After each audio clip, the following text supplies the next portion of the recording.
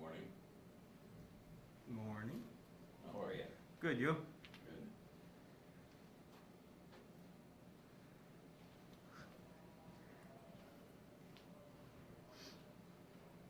How come there's something going on today? There seems to be more security presence. Probably expecting another drive around. Okay. For those of you online, we are anticipating the arrival of the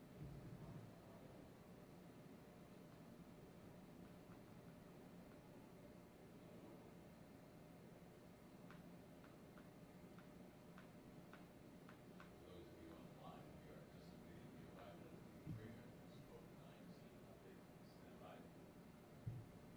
COVID-19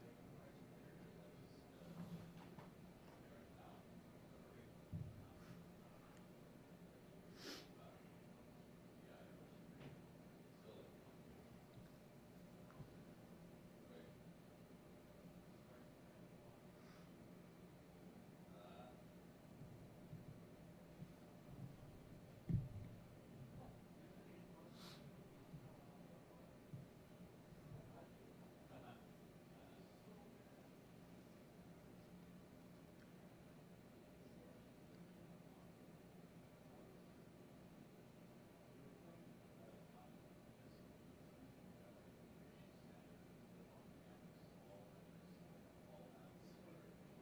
But that'd be logical. Yeah. Actually, if you both thought that one for everybody, then that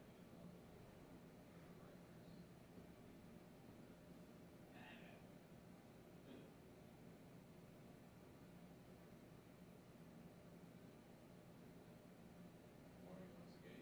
This is Paul, 68. We are just awaiting the arrival of the Premier for his COVID-19 sports update. Please stand by. Please stand by.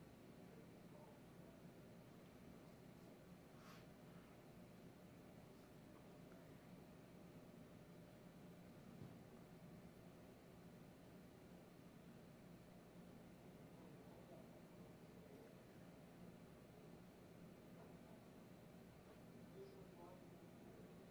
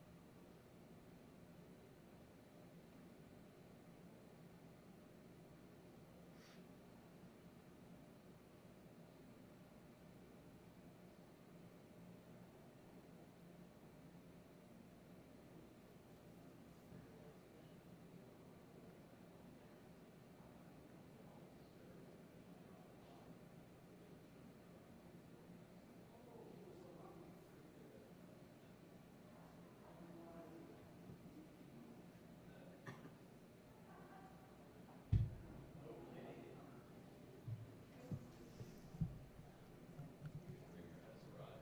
Please stand by.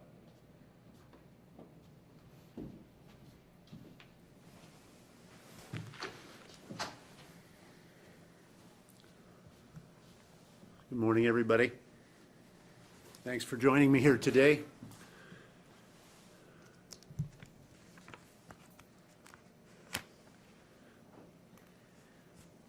Manitoba is home to an incredible array of artists, creators, producers that through their work have helped us to honor our past, to reflect on our diversity, to celebrate who we are and what the future holds for our fortunate part of the world.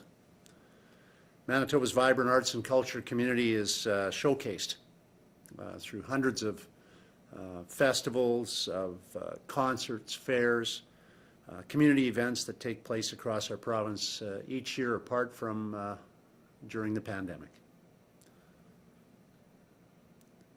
Some of my favorite memories as a kid were the annual event in Portage la Prairie, the Music and Arts Festival.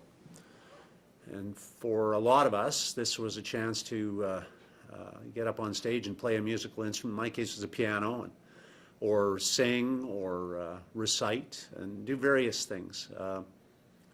That was our first experience to prepare extensively and to then perform in front of a group of people. I can remember with great nervousness my number of years in that Music and Arts Festival, and I remember those things and know now as an adult that those were formative experiences for me, that they were an opportunity for me to learn and to grow as a person. And to learn, I think, also and appreciate the work of the number of people who made that event and many, many others possible. The parents and the teachers and the instructors, but also the volunteers who created that memory for us as young people. We're deprived of this during COVID. Many of these events and others like them have not been able to take place, and that's too bad because those are important events in shaping the lives of all of us and enriching the lives of all of us. Last summer, instead of being united in the celebration of our 150th anniversary, we were being safe apart, and we were united, nevertheless, in the fight against COVID. And that fight will continue for some time yet, as it must. This is an industry that's been affected more than most, and often described actually as the first to close and the last to open, because of course in many cases this involves group settings. Manitoba's arts and cultural sector has been drastically impacted by the COVID-19 pandemic. Public health restrictions that are necessary to protect Manitobans have very, very significantly limited the ability of this sector to do what it does best, bring people together to enjoy a shared experience from here and from abroad. Think of your favorite festival and realize that, of course, we've been deprived of that opportunity for some time now. And the chance to get together not only as individuals but as a group to celebrate with song, with art, with dance, with theater, and much, much more. So as long as there's a need for public health restrictions, specifically around things like travel and crowd size, the arts and cultural sector of our province is going to continue to struggle. And it's estimated to be one of the last sectors that will have the ability to fully recover. And so today, in appreciation and recognition of that sector, I am very pleased to announce a $6 million program for the creation of funds that will support the sustainability, the resiliency, and the recovery of Manitoba's arts and culture sector in our province. Aujourd'hui, nous sommes heureux d'annoncer 6 millions de dollars pour la création de fonds pour soutenir la durabilité, la résilience et le rétablissement du secteur des arts et de la culture de Manitoba aussi.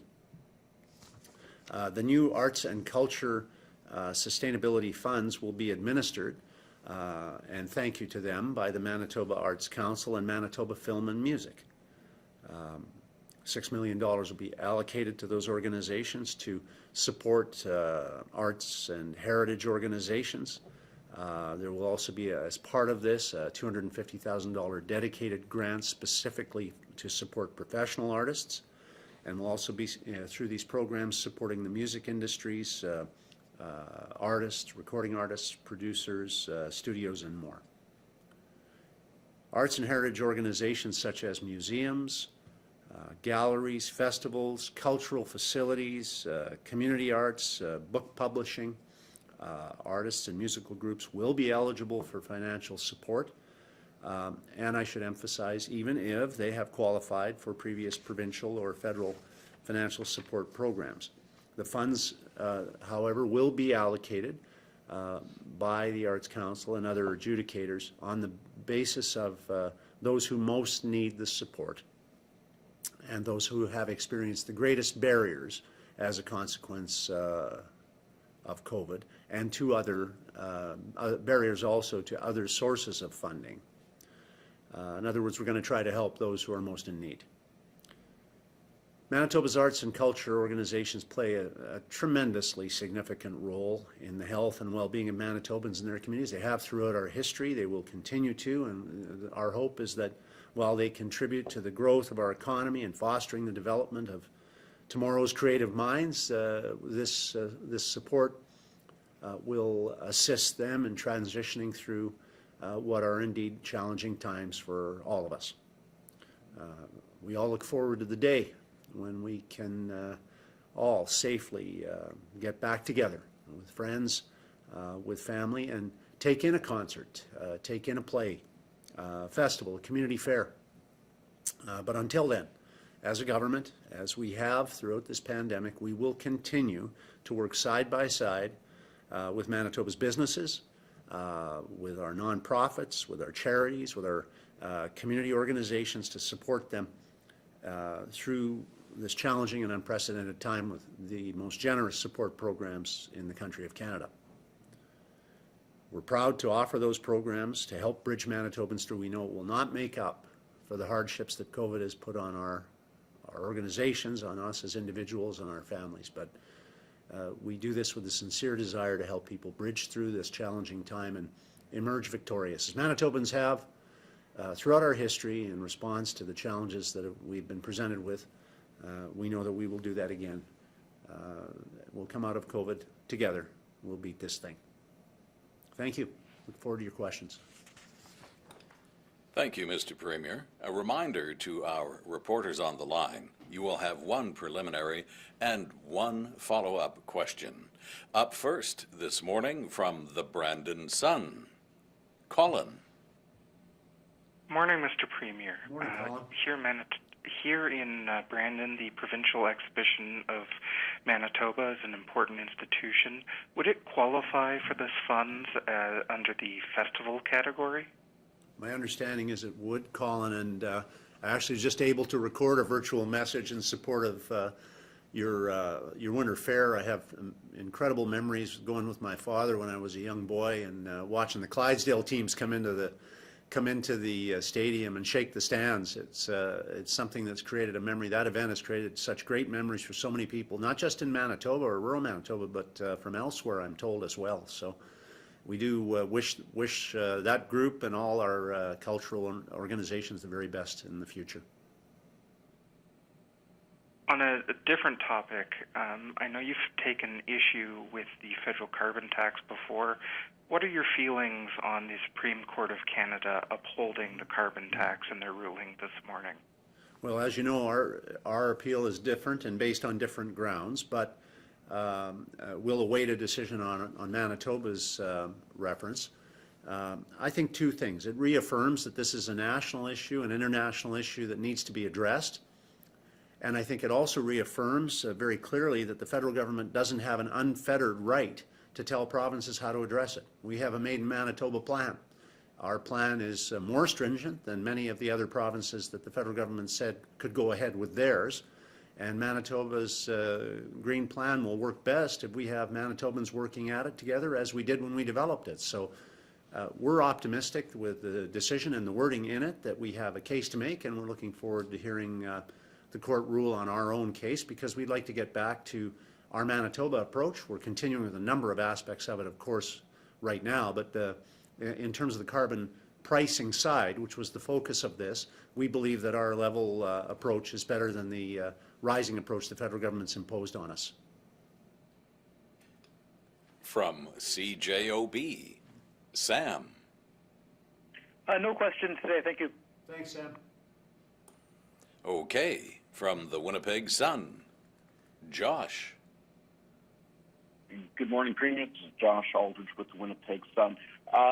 When we look at this fund and these financial supports for the arts community, are you able to break down how much each grant would be, or each support going out to individuals or larger organizations, or is that all going to completely be up to the two organizations that are going to be kind of handing the funds out? Yeah, beyond the criterial aspects that I mentioned, Josh, about taking into account the impacts, obviously, and the availability of other funds as you consider, the Arts Council would be the adjudicator here. But I would mention, and I didn't reference before, how important the cultural sector is to our provincial economy globally. We're talking here about an industry that provides about $1.5 billion of value to our economy, and that provides over 21,000 jobs. So this is not a small sector. As much as it's comprised of many pieces, and hundreds or thousands of different pieces, all taken all together, this is an enormously important sector for our province and for our economy going forward. And I would add, of course, that it adds to the quality of life. This industry adds so much to the quality of life of the people of Manitoba, with the entertainment benefits, as an example, the developmental opportunities for youth. It's an important industry, and I'm glad that we're able to offer this support today. Okay, my follow-up, looking at the Supreme Court of Canada decision, when are you guys expecting your decision to come forward in your case, and especially looking ahead to the carbon tax going up to $170 per ton? Is there how much more importance is derived when we see that escalation going up that high now, potentially, with the carbon tax? Yeah, well, our original plan, and it was developed over significant months, and in fact over a year and a half, with the input of thousands of Manitobans, was a very detailed plan, outlined pillars of efforts. We're proceeding with most of those programs are in action or in the final stages of development and implementation. So what we were concerned about, because we are a rural and northern province as well, and our economy significantly depends on participants that would be profoundly hurt by the federal government's approach versus, say, a province which centers on an urban economy more so, that this was a damaging way to go about meeting the goals of addressing climate change. Our position remains the same. The federal government's exempted other provinces, allowed their plans to go forward that are less stringent than ours, and we don't think that's fair.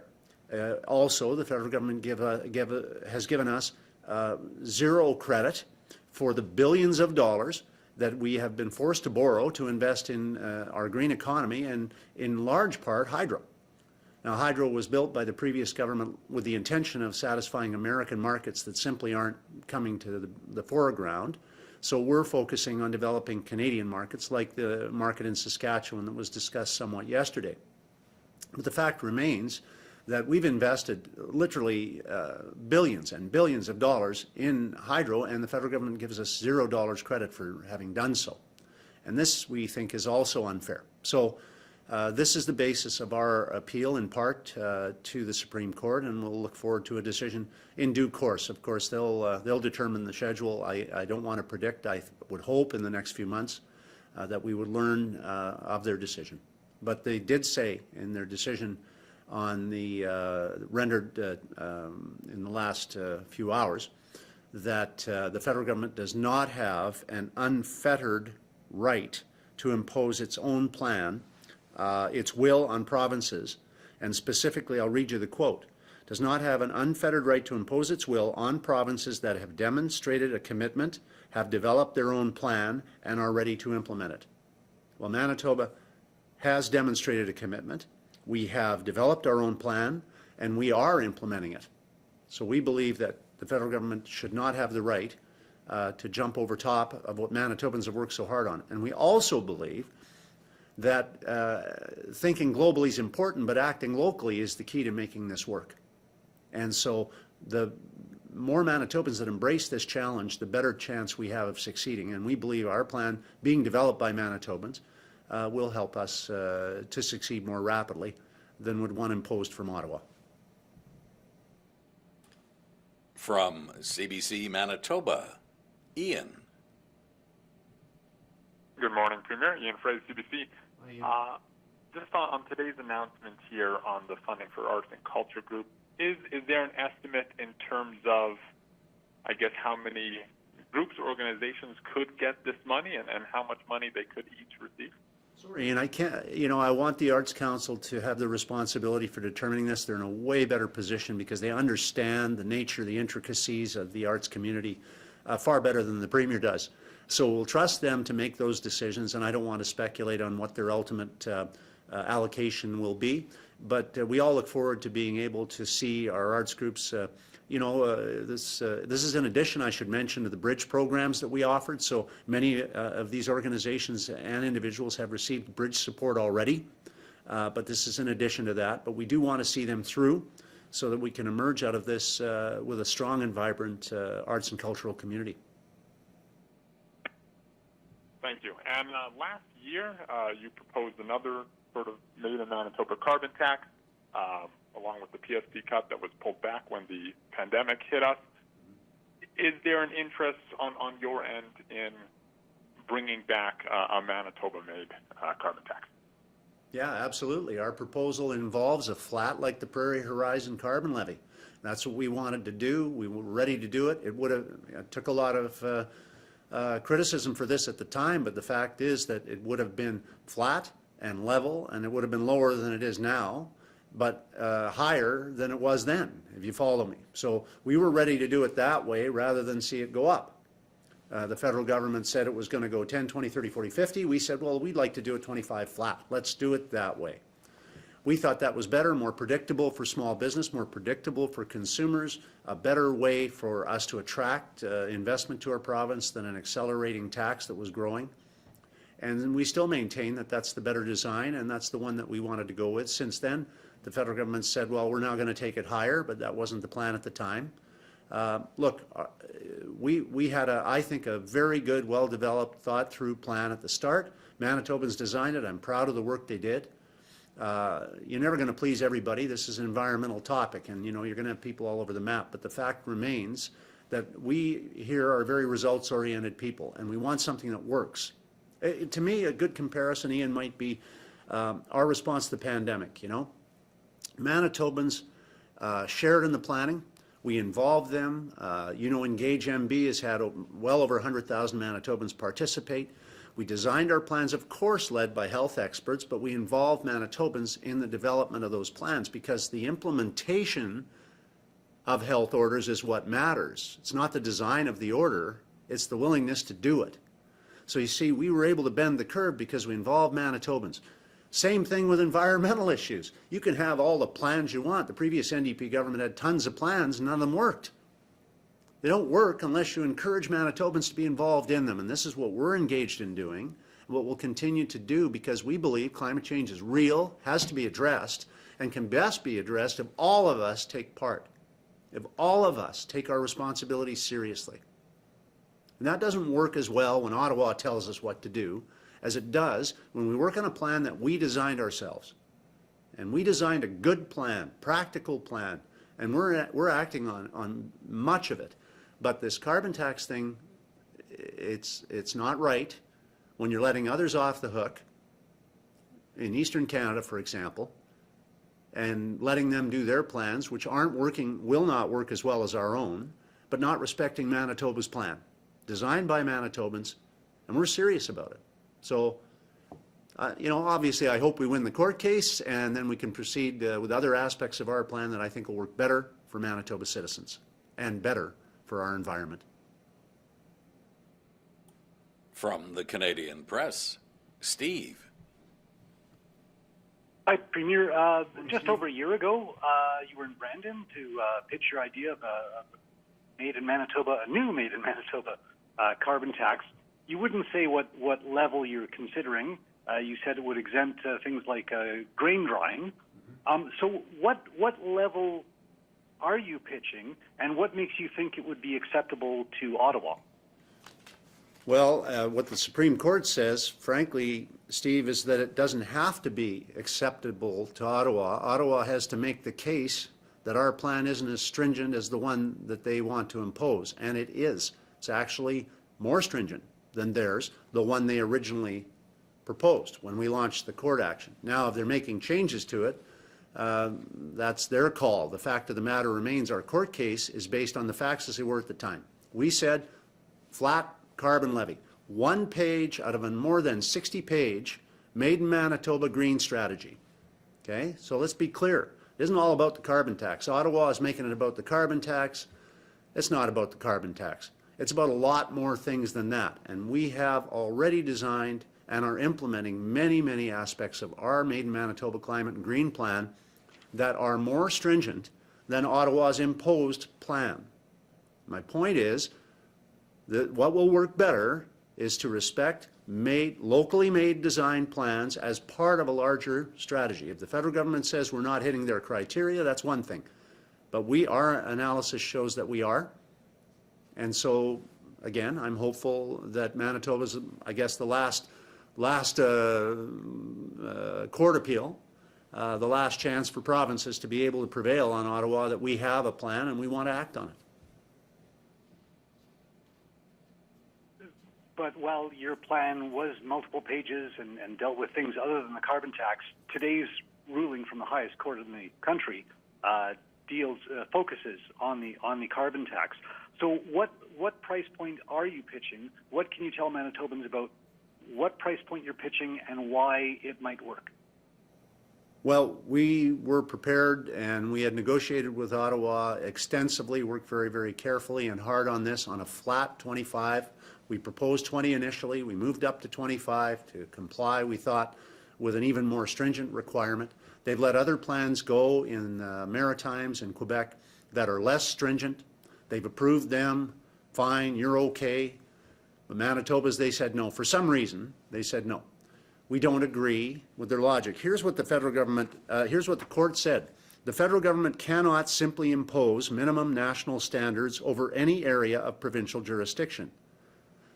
It does not provide parliamentary jurisdiction to regulate GHG emissions generally, or even the detailed regulation of all aspects of greenhouse gas pricing.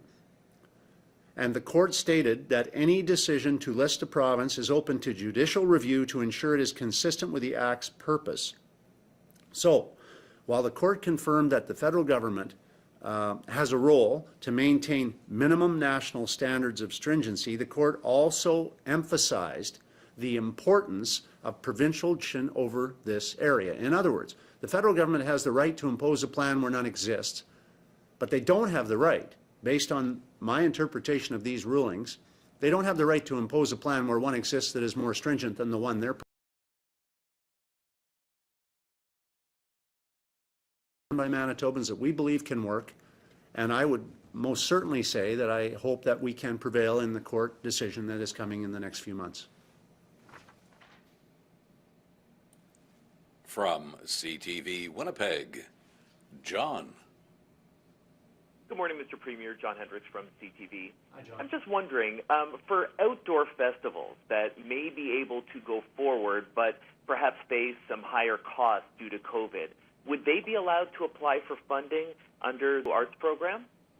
We deliberately, John, left the parameters of delivery to the program fairly broadly to allow the Arts Council to use their judgment and to make decisions that are fair and defensible in respect of the allocation of these funds. But putting these funds there and available, I think, is going to enable some good needed support for a lot of the organizations that are out there, whether it's outdoor festivals or some of the ones that, you know, we know that indoor gatherings are probably further along, especially larger gatherings. So for some of those groups, they will have case to make as well. But the Arts Council will make those decisions, John. Okay, thank you for that. I also wanted to ask you one question just about the plan to perhaps increase private liquor sales. I'm just wondering if you have any concerns that this could negatively affect the government-owned Manitoba Liquor Mart? Well, I'm mostly concerned about making sure that, and I have great respect for lots of friends that work in the liquor marts of our province. I occasionally meet them at their place of work, and I can tell you they do a great job. I have great respect for them. But it's customers that are at the forefront, and that's what my friends who work in those liquor marts will tell you too. It's customer service. That's what makes our liquor marts good places to go, and that's what makes people want to shop there. But to suggest that we should just say that no one can go to a corner grocery store and pick up a bottle of wine, I don't think is the right approach. So in a lot of parts of our country, people are free to be able to walk down the street, not drive, and that's good for the environment. We're back on that, I guess. But you know, for lots of people, I think will want to see additional options available to them, and we can have more customer choice, better selection, maybe even some better prices too. That's a good thing for the customer. So customer comes first, and we have to be open-minded to offering the best services to our customer, and our customer is Manitobans. From CityNews, Mike. Good morning, Mr. Premier. Mike Albanese from CityNews. Apologies if you've been asked this on a different day, but just a comment on the President and CEO of Cineplex saying that they're extremely frustrated and disappointed that both Alberta and Manitoba are keeping cinemas closed. Just any thoughts on that, and have you and Dr. Roussin spoke about a potential reopening time frame? Yeah, well, I'm a film buff, and I love my movie theater experience, and that's, I think, pretty known by those who know me. So, you know, I'm as frustrated as anybody that we can't get back into the theaters. I think the challenge, of course, as Dr. Roussin has outlined numerous times, is indoor gatherings give COVID a chance to spread, and reducing our contact numbers is really key. That's what Manitobans have been able to do to bend the curve of COVID. Now we've got the variant situation. You got a higher risk situation there that allows for a even more rapid multiplier effect, if I could use that phrase. So the likelihood of us getting many people together in a small group setting or in a mid-sized group setting fairly soon is probably less than other restrictions that we might lift. That being said, I know that the cinema owners are anxious to reopen, and I know that they'll do their absolute best to clean the facility and make sure you're as safe as you possibly can be. So it's a tough act, balancing act, to address these issues, but you know, we're erring on the side of caution, and when you look around and you see the variant cases springing up near us in Ontario and Saskatchewan on either side, I think maybe caution's going to continue to be the order of the day for at least a little while yet, until we can get vaccines here and get them into the arms of people. And I don't have a follow-up question. Thank you. Thanks, man. From the Winnipeg Free Press, Cheemer. Good morning, Premier Pallister. This is Timur Durrani, economics reporter with the Winnipeg Free Press. Premier, independent business owners and commerce stakeholders are incredibly worried with your government's plans for economic recovery. They've told us repeatedly that certain types of businesses, like retailers, are being held to a higher standard of allowances within pandemic protocols. My first question is, what is your response to the comment that allowing increased capacity as of this week within retail stores for weddings and at churches is a political decision and not one based on necessarily on epidemiological science or economic concern? That's a groundless assertion.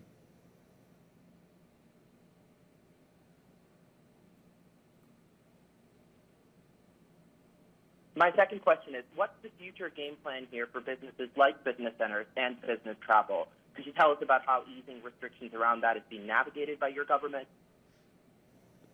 We continue to be in constant focus on protecting the vulnerable in our province, and we'll continue to stay focused on that. And we will continue to make sure that we monitor not only the situation in Manitoba but elsewhere in respect of things like emerging variants and the risk factors associated with them. Our final reporter this morning, Mr. Premier, from Global News, Brittany. Good morning, Mr. Premier. It's Brittany from Global News. You've kind of touched on it already, but I really just wanted to know, how confident are you with the appeal case that Manitoba has on the carbon tax? Well, Brittany, you know, I learned a long time ago that what seems common sense to most people isn't necessarily what happens in a court. And so I'll only say that I'm very hopeful. I know how hard we worked as a government, and I know how hard literally thousands of people in Manitoba worked to build our green plan. And I know that it would work better if it was respected, because Manitobans, I think, would buy into it, and they'd act more readily, locally, to do all the things they could to support it than they would if it was imposed from Ottawa. But ultimately, the court is the court. We'll have to accept the court's decision. I think we've made a compelling case, a better case, frankly, I would have to say, than our other provincial counterparts have made, because we demonstrated, we stepped up, and we demonstrated we were ready to act on climate change and ready to do a carbon tax and took the political hit for it, quite frankly, from many people. And we did that because we felt that a Made in Manitoba plan and an action plan could work, and Manitobans, I believe, want to do their part to make sure that this beautiful province and this world are better when we leave it than we found it. So, I'm hopeful, but again, they're judges in a court of law, and they're gonna think the way they think, and we'll see what they decide. Thank you. And I guess, does the recent ruling make you lose any faith in the case that you have before the courts right now? No, it actually reinforces our case in many ways, Brittany. And when you journalists that are on this call and others read it, I think you'll see that. It really makes it very clear that this is provincial jurisdiction, and that the federal government really doesn't have an unfettered right to impose itself on this area. But I would also make it very clear, I applaud the federal government's willingness to take action on climate change. What I deplore is their unwillingness to support others like us in Manitoba who are taking action on climate change, who are sincerely wanting to make the world cleaner and better and stronger for those who come after us. So I don't think that imposing Ottawa's will on Manitobans, when we are green and proud of it and we want to do more, and we have so many good groups and individuals who are stepping up, advocating for so many aspects of improving our environment, and respectfully, moving forward with that advocacy, but also taking actions which will help. I think that those people should be respected through this process. We're not always of one mind on what's the best plan, that's for sure. We learned that through the development of our strategy here.